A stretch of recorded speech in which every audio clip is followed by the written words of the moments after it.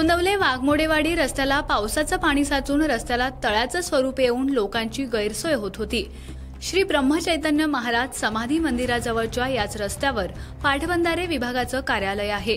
अनेक प्रवासी, भाविक, महिला तसेच विद्यार्थी या रस्त्यानं मोठ्या प्रमाणावर ये जा करत असतात। या ठिकाणी साचणाऱ्या गढूळ पाण्यानं डासांचं प्रमाण वाढून डेंग्यू, मलेरिया, कावीळ यांसारखे साथीचे आजार पसरण्याचा धोका सुद्धा होतो।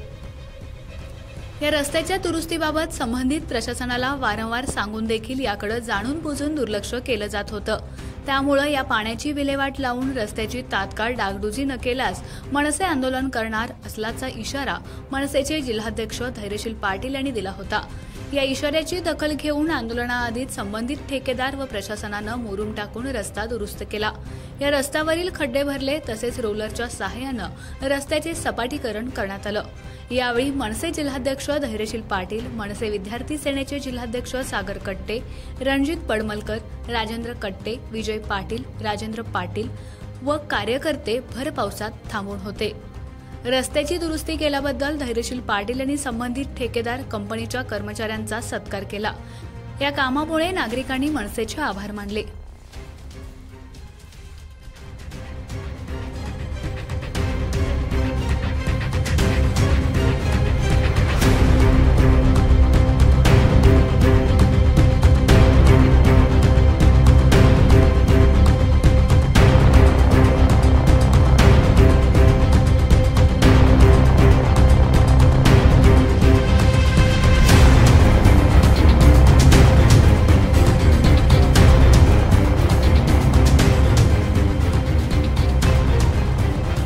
गेल्या 3 दिवसापूर्वी आम्ही हा वाघमोडे रोडला तळ्याचं स्वरूप निर्माण झालेलं होतं, त्या संबंधित आवाज उठवला होता। संबंधित यूट्यूब चॅनल आणि प्रेस मीडियाने हा विषय लावून धरला होता। आम्ही आंदोलनाचा इशारा दिला होता।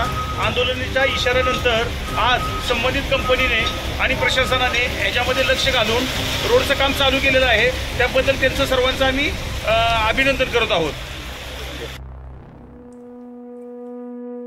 आमच्या खबर गावाकडची या चॅनेलला सबस्क्राइब करा, लाईक करा आणि आमचे व्हिडिओ शेअर करा। धन्यवाद।